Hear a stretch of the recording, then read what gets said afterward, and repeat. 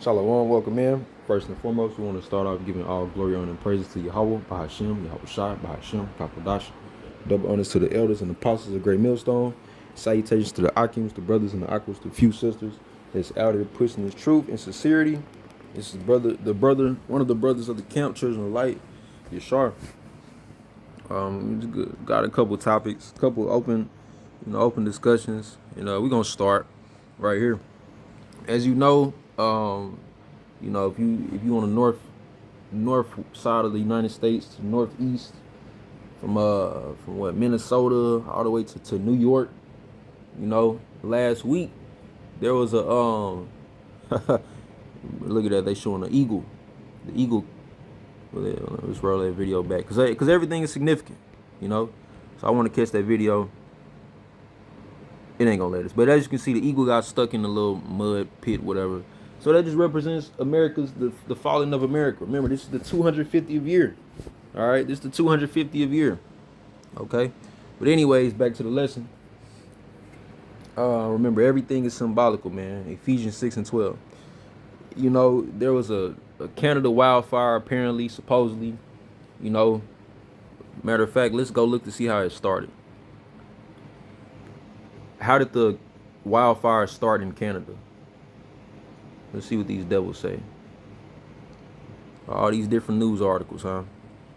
It says the 2026 Canadian wildfires did not start from a single source, but were triggered by a combination of lightning strikes and human activity hitting unusually dry, flammable forests. Roughly half of Canada's wildfires are sparked by lightning.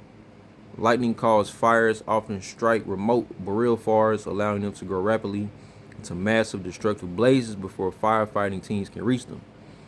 So that could be true. The Most High, because remember, he loves to judge with fire.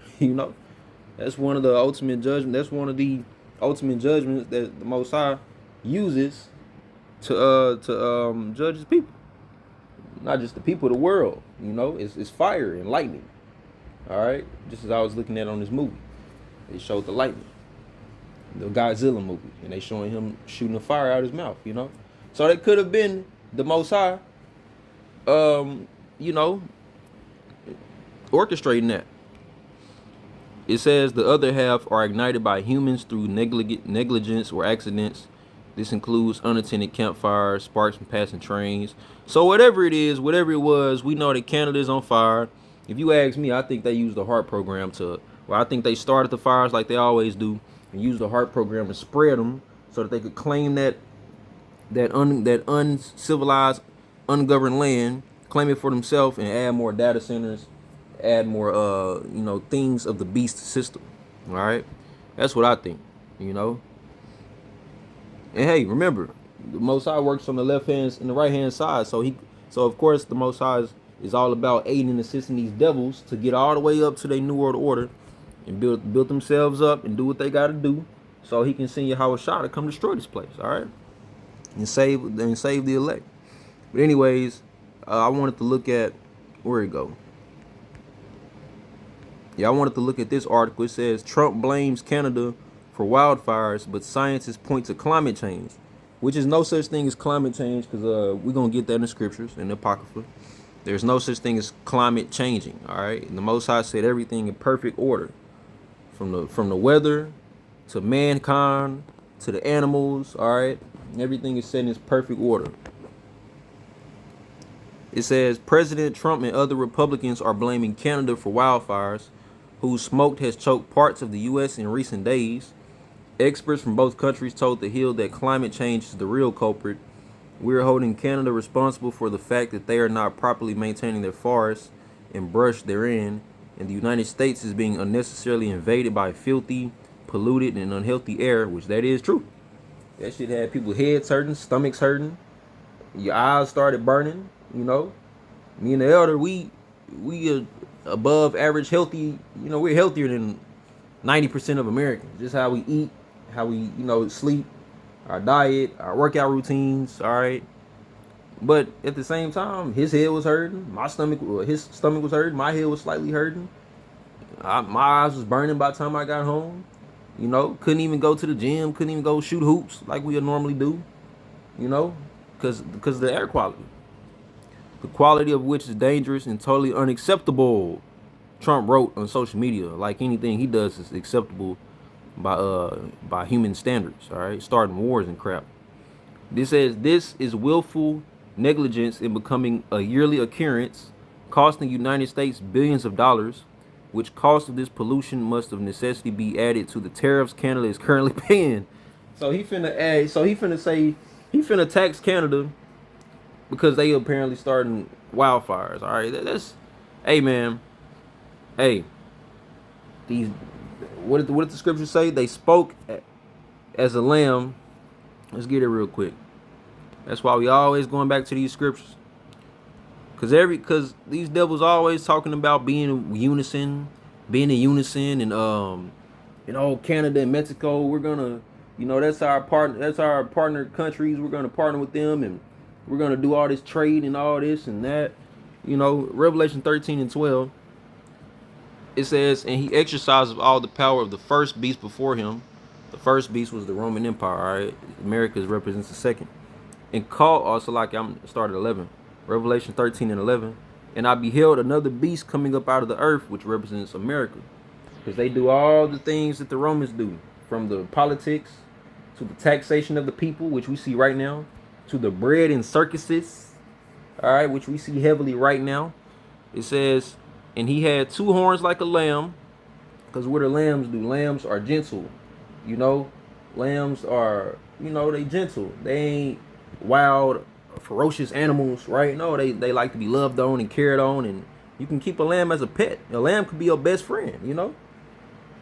But it says, and he had two horns like a lamb, so he came off as nice and gentle and loving and kind, and he spake as a dragon. What do dragons do? They breathe fire, which kills and devours and destroys. So that's what these devils do. Through their laws, statutes, and commandments that they make, they kill and destroy. They take your rights away from you. They got laws out here that you don't even know exist, okay? And it's all based off money and control, all right? So that's what he's trying to do to Canada. He's trying to tax them for more money and control them, showing them the more that you start these fires, the more we gonna put these tariffs on you. But anyways, we know that these devils work in cahoots anyways together, all right? But I wanted to touch on that. It says Canada's leaders have pushed back. I find it a shame the administration and the U.S. and Congress people are blaming us. They have a very short memory, he said. That's what neighbors do, right? You don't get on and start threatening and criticizing because guess what? One day it's going to be your turn. Ooh-wee. Meanwhile, wildlife experts from both sides of the border said this week that Canada's forest management practices are not to blame. In their reality, climate change is driving conditions that make wildfires more frequent and intense. Experts describe many of the fires as being in a remote, difficult to access part of Canada. So if it's a remote, difficult to access part of Canada, then how is the wildfire starting? You know what I'm saying? That don't even make sense. Meaning they go unmanaged, but added that's not normal. Most of these fires are in really remote locations. There's no roads within many miles of these fires, and there is no practical way that you could have enough boots on the ground and enough of a financial commitment to do management to make any kind of real difference. So pretty much, man, if you spend 30 minutes reading these devils and what they philosophy and origins of what happened, you might start to believe them. Yet we got the truth to break all strongholds, as the Apostle Paul said. So we know it wasn't on no climate change, all right? Because let's read this in the Apocrypha. We gonna tell you, we gonna show you who controls the climate and the weather, all right? It ain't no Esau. He got the HARP program, but when it come down to controlling all the weather and what happens, he don't get to control the whole thing. He only get to do what the Most High lets him. This is Ecclesiastes chapter 43 and 1. And I'm gonna kind of hop around to get to the point. Verse 1 says, the pride of the height, the clear firmament, the beauty of heaven with his glorious show, the sun when it appeareth, declaring at his rising a marvelous instrument, the work of the Most High. Right? We all know about the sun. All right. At noon, it parcheth the country, and who can abide the burning heat thereof? Right? Because if it's 100 degrees, you can't do nothing, but you can't change that. If it's 110 degrees, the only thing you can do is go inside and turn the AC on and wait for it to get cool. You can't stop the sun from burning. Only the Most High controls that. A man blowing a furnace in his works of heat, but the sun burneth the mountains 3 times more, breathing out fiery vapors, sending forth bright beams. It dimmeth the eyes. Right. That's why you can't look exactly up into the sun. Great is the Lord that made it, and at his commandment runneth hastily. See that? The Lord controls the sun. The Lord controls the moon and the stars and the weather. All right. Esau, with his climate change philosophy, that's false. You don't control that. It ain't got nothing to do with climate changing. We gon' here we go. From the moon is the sign of feast. Salakia. Verse 6. He made the moon also to serve in her season for a declaration of times and the sign of the world. That's how we get to use the moon to determine the lunar calendar when the Sabbath comes, the Shabbat comes in, okay? From the moon is the sign of feast, a light that decreaseth in her perfection. Why is the moon perfect? Because the Lord set it in a perfect array. The month is called after her name, increasing wonderfully in her changing, being an instrument of the armies above, the heavens, shining in the firmament of heaven, but the beauty of heaven, the glory of stars and ornament, giving light to the highest places of the Lord. But let's jump down to verse 13 to get to the point. It says, because if you read 10, 11, you see the rainbow, so it just describing other things. Verse 13, by his commandment, whose commandment? The Most High Yahweh Bahashim Yahweh Shai. By his commandment, he maketh the snow to fall a place and sendeth swiftly the lightnings of his judgment. See that? He controls the lightnings.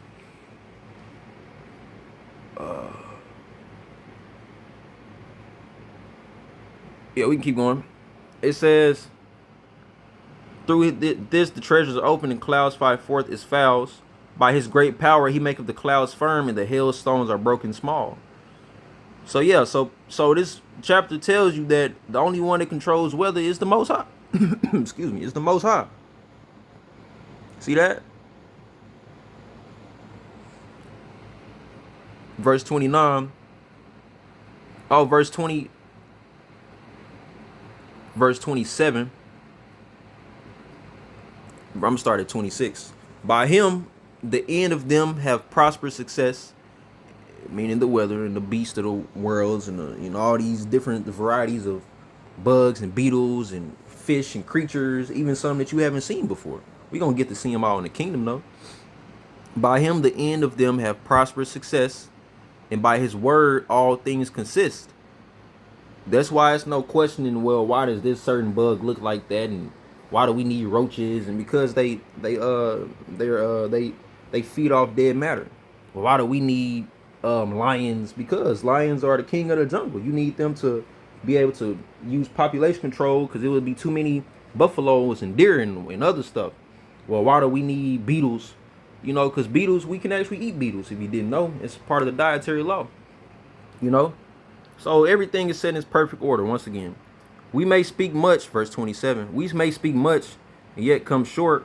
Wherefore in some he is all. Right. How shall we be able to magnify him? For he is great above all his works. The Lord is terrible and very great, and marvelous is his power. See that? So can't nobody magnify themselves against the world. Man cannot use man's knowledge is foolish to the wisdom of the Most High. That's why we know it wasn't no freaking climate change that started these wildfires. Either it was the Most High using his great and terrible powers, using the lightning to start this, or y'all devils blamed it on the lightning and started it y'all self. Because it was actual chemicals in the sky, and you could tell that, man. It wasn't even like because when you burn trees and timber, I'm from Mississippi. I don't smelt that before. I know when you burn leaves and branches, it don't smell like chemicals. All right, it smells like you burning trees. Okay, but what we smelled and experienced, that was like chemicals. Like you can't play with this, man. You can't play with this knowledge. All right, we don't experience too much being on this earth, man. Yeah, you devils don't expose us too much. Now we busting y'all out.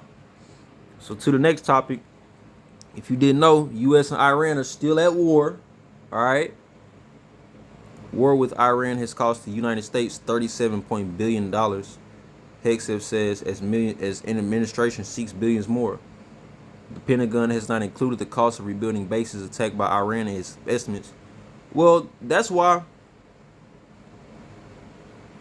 they taxing so much. Tariffs here, hyperinflation there. All right. That's why they doing that. Because they funding this war. You know?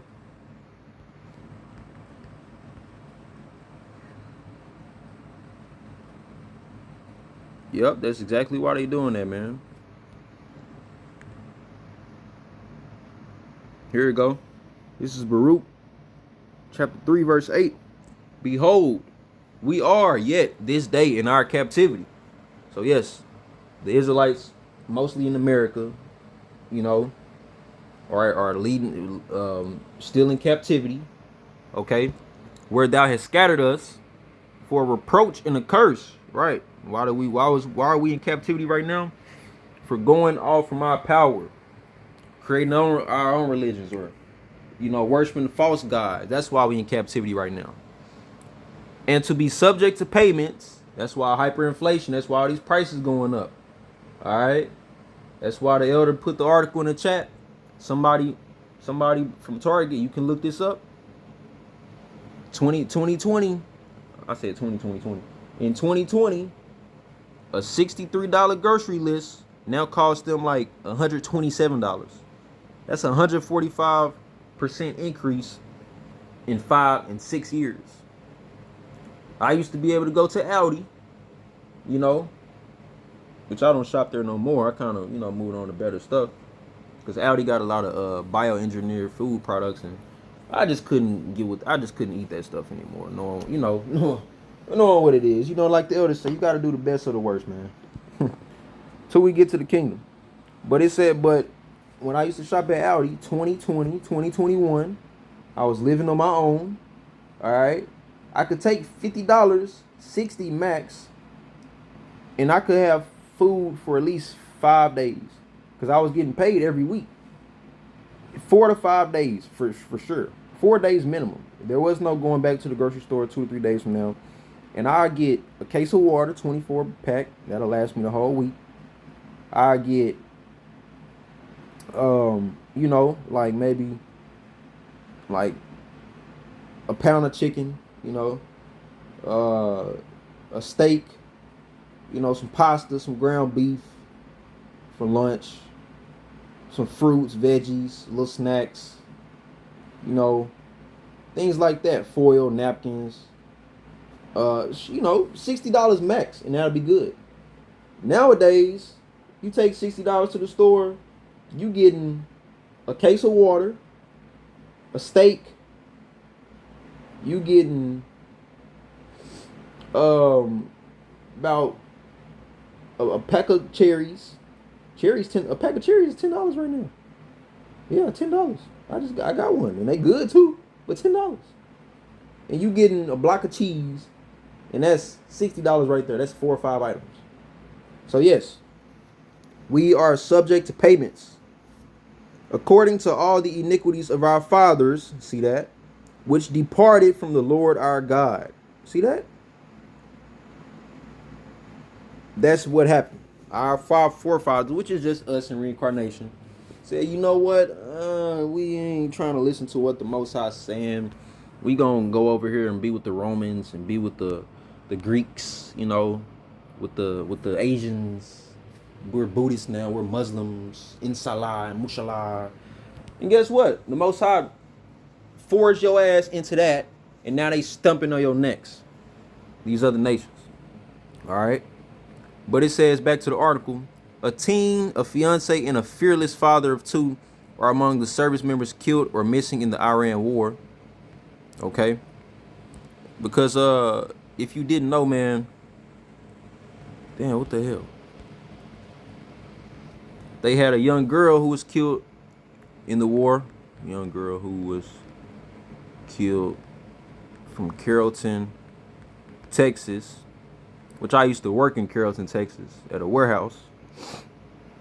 It says the young girl from Carrollton, Texas, who was killed is 19-year-old U.S. Army Private Isabella Gonzalez. She was killed in action in July 2026 during an Iranian missile and drone strike. Boom! Her ass got blown into smithereens. You know, we get excited about war. You know, like the Lord. Oh.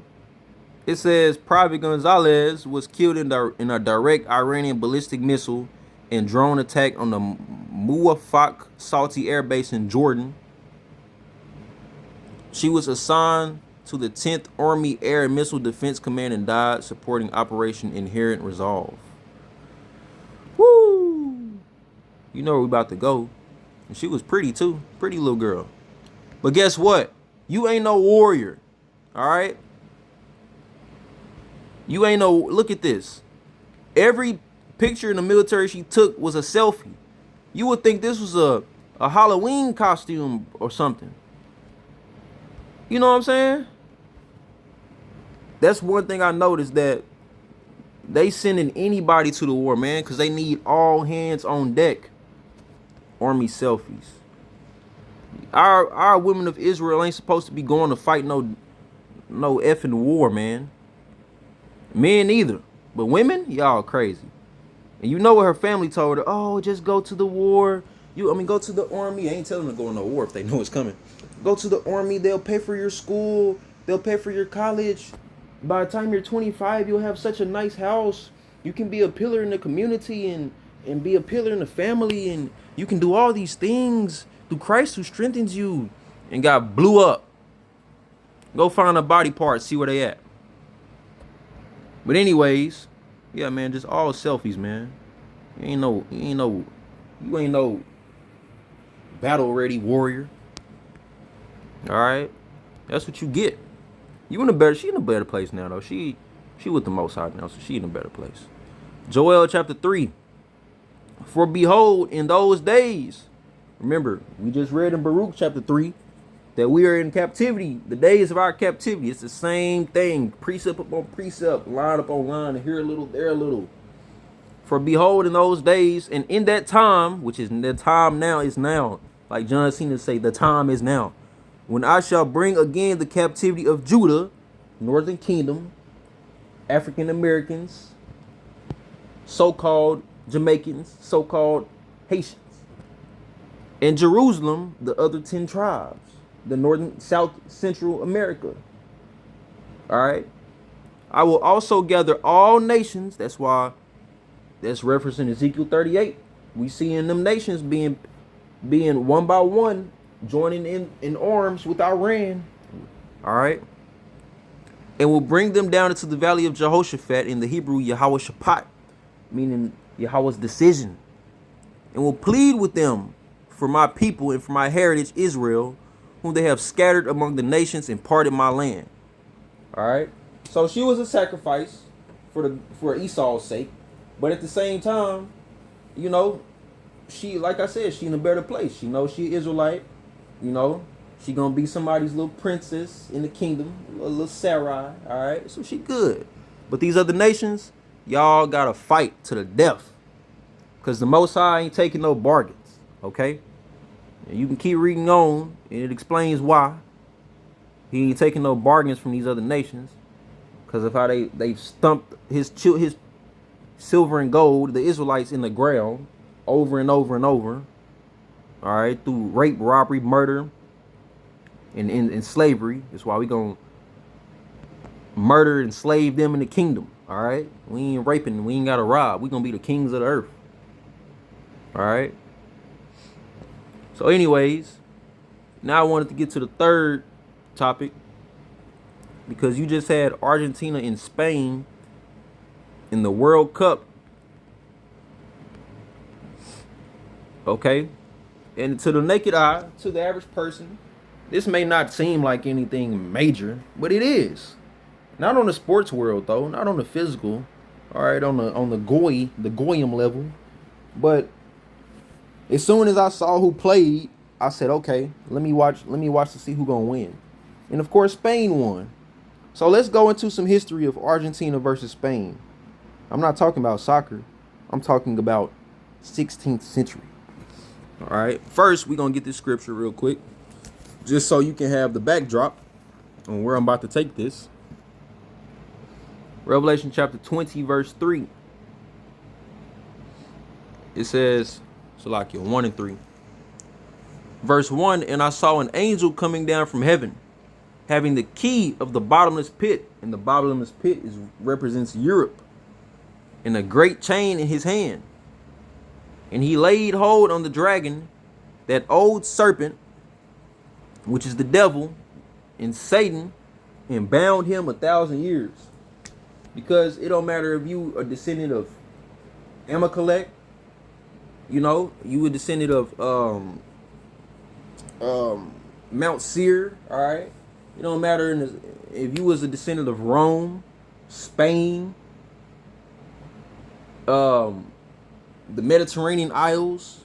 If you were an Edomite, you were considered the devil, okay? Just like it don't matter if you Judah, Bunyamin, Lawya, Levi, Aparium, Ephraim, Manasseh, Cuban. If you were part of them 12 tribes list, you were considered a child of God, all right? So that's why we ain't got to go all and beyond and explain who the devil is in verse 2 is Esau. And he laid hold on the dragon, that old serpent, which is the devil, and bound him 1,000 years, which is called the Middle Ages or the Dark Ages. Because in them 1,000 years, Esau lost his power, all right? And let's show you when them 1,000 years started. When did the Dark Ages start and end? 396. Yeah, there we go. I said 396. I always say 396. 476. Began around 476 CE, Common Era, or 476 AD, with the fall of the Western Roman Empire, and ended around 1000 AD. All right. Just the estimate. That ain't, because if you do 1000 minus 476. Hell no. I got it wrote down. Let me look at my book real quick because I just saw it. Because when we did the math, it was like 900 something years, close to 1,000. What the hell am I doing? Let me do this. Okay, Rome fell 476 AD, right? So that's when 1,000 years started. When did Pope Borgia come into power, which is Rodrigo Borgia of Spain, Cesare Borgia's father? So 1492 minus 476 is 1,016 years. They lost power from the Roman Empire in 476, the Edomites, and they regained power in 1492 AD. 1,016 years. The devil is in the detail. 1 and 6. Anyways, now that we got that, verse 3 says, and cast him into the bottomless pit, into the dark places of Egypt, all right, the caves again, and shut him up and set a seal upon him. So there was no way he was going to escape this until it was his time to rule again. That he should deceive the nations no more, right, through his religion, through his philosophy, his witchcrafts, okay, all right, through his sexual magic he puts on the people, through his bread and circuses. But wait, it says, until the 1,000 years should be fulfilled. 1492, Rodrigo Borgia comes into power, Roman Catholic Church. And after that, he must be loosed a little season, which we in that little season right now, but it's almost about to end. All right. Now let's scroll down to verse 7. It says, and when the 1,000 years are expired, Satan shall be loosed out of his prison. Rodrigo Borgia, making Cesare Borgia his son, the physical carnation of Yahushua, which they call Jesus, which ain't no Jesus, and he ain't no white man. All right, but that's why he got loosed out of his prison. When someone gets loosed out of their prison, they apt to do whatever they want to do until they get what? Until they get caught. They can go rob somebody. They can go say, no, that ain't me. He can cut his hair off, cut his beard off. He can wear a little fake mustache. No, I ain't the dude who escaped out of prison. I'm Bob Jenkins. Say, oh yeah, he don't even look like it. It's until he gets caught again that the gig is up. If people say, oh, yep, we got him. He was a fake all the time. this whole time. Same thing with this Jesus crap. Yahweh Shah gonna come destroy anybody under the name of Jesus that's worshiping the name of Jesus. It says, verse 8, and shall go out to deceive the nations which are in the four quarters of the earth. That's what they doing right now. Got you thinking you African, American. Got you all types of crazy stuff, man. It says, Gog and Magog, Russia, to gather them together to battle, the number of whom is as the sand of the sea. And that's what we just read about in Joel 2, because that's what's about to happen. All of Gog's allies is about to come against NATO, EU, in America and fight. All right. And then pertaining to Revelation 17, even America's own allies, NATO and EU, is going to burn the whore with fire. Meaning shoot ICBM missiles on her and blow her up, and destroy her. All right. Now that we got that out the way, let's go to Revelation 16, 13, 15. No, not yet. I'm going to say that. So, let's get back to Argentina versus Spain. When did Spain conquer Argentina? It says Spain colonized Argentina starting in the early 16th century. Okay. To conquer is to colonize. So just like how Spain beat Argentina 1-0, this represents them conquering you and you not doing nothing and you losing. The Spanish explorer Juan Diaz de Solis first visited the region in 1516, and a permanent settlement was successfully established in 1580. Spanish colonial rule lasted for over 300 years until Argentina declared its independence in 1816. Because remember, Argentina is who? Napatalaya. That's one of the tribes. That's one of the fighting tribes, the Incan Empire. They wasn't going for no, they wasn't bowing down pretty much. They was fighting, all right? They said these Spaniards on some bull crap. They trying to take us over. We finna fight for our independence. All right, and they did that. So let's do this.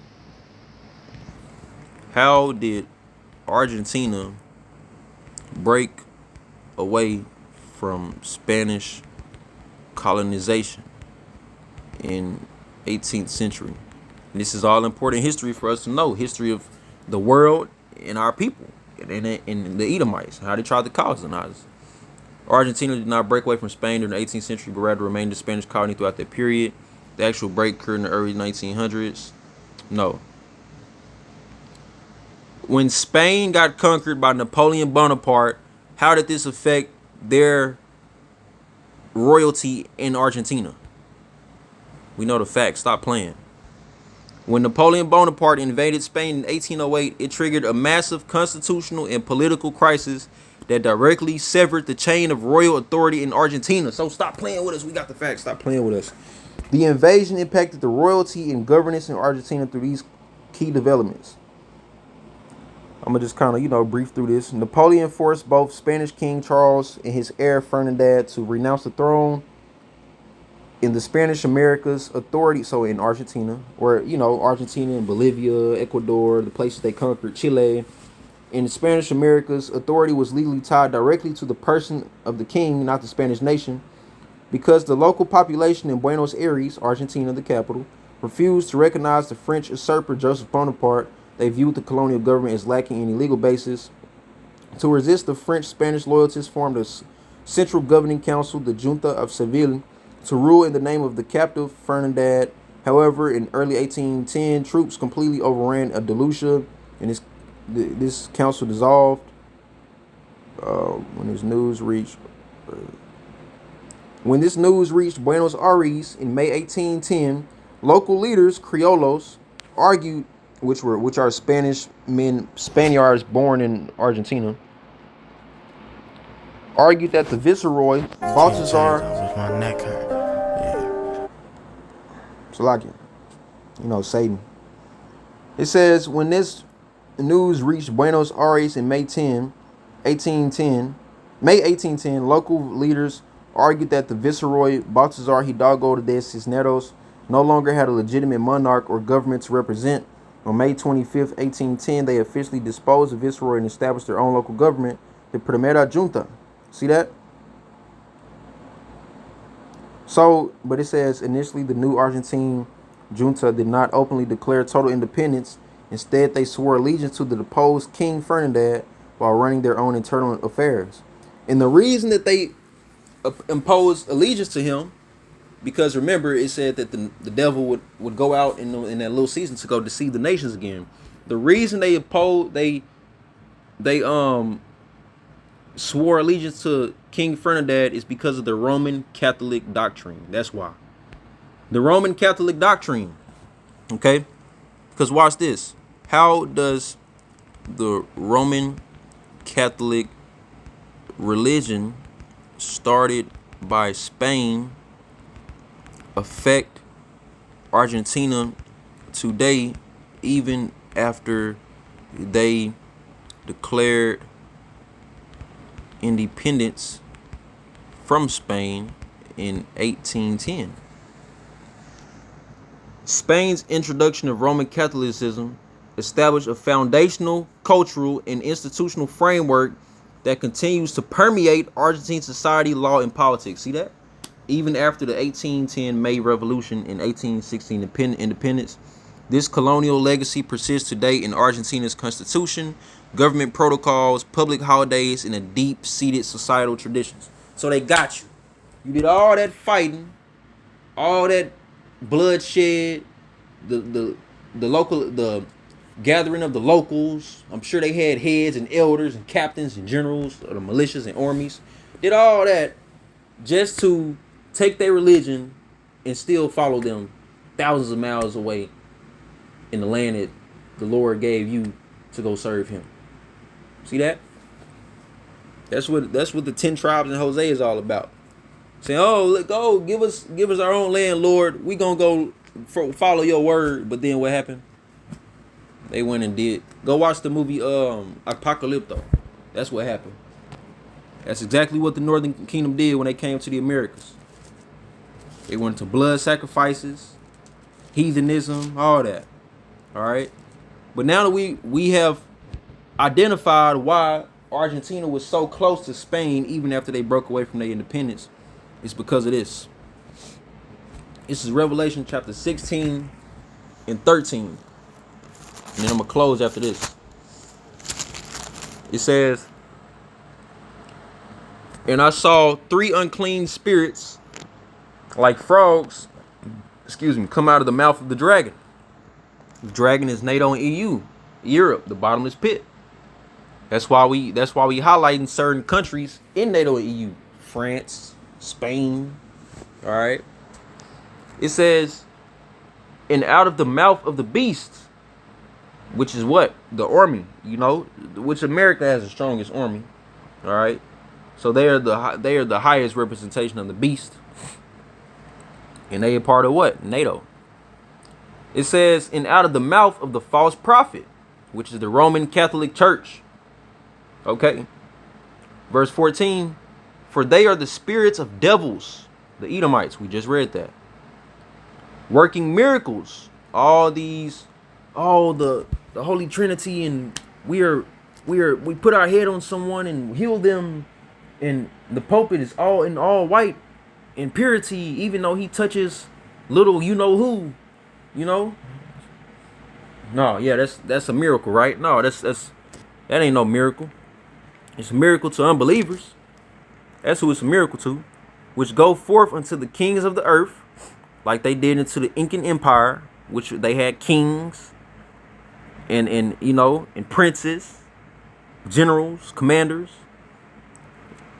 of the whole of the earth and of the whole world, to gather them to the battle of that great day of God Almighty. Because that's what it's all about.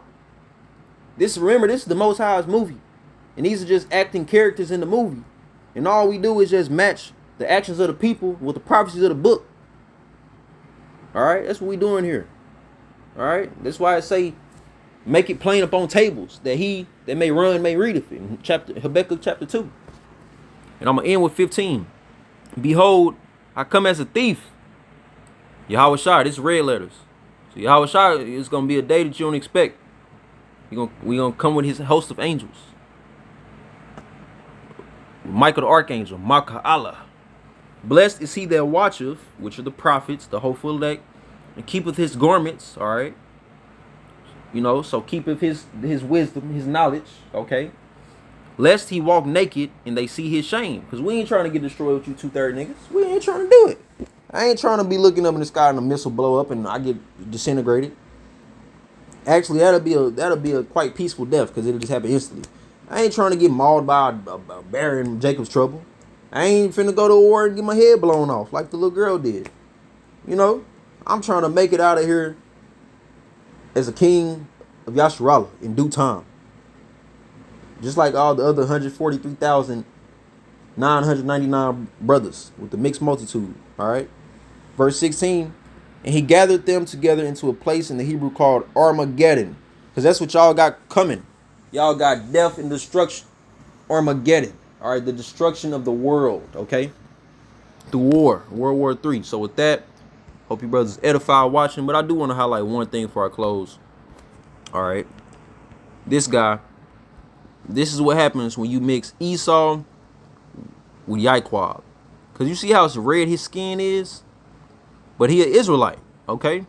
He Messi, everybody know Messi, he's an Argentinian soccer player. You know? But look how red his skin is, man. That ain't no Edomite. He look high in that picture. That ain't no Edomite. That's a Israelite. All right? Posing as an Edomite. Look at him with the business suit on and all that. You know? But hey, it's okay, man. So we gonna get our heritage back due time. Y'all shout out to out. We only got less than 5 more years on this earth. Bob Kashah. So with that, I hope you brothers and sisters was watching, was edified. Until next time, Shalom. Kwam Yasharallah. Israel got next. Kwam Yasharallah. Israel got next.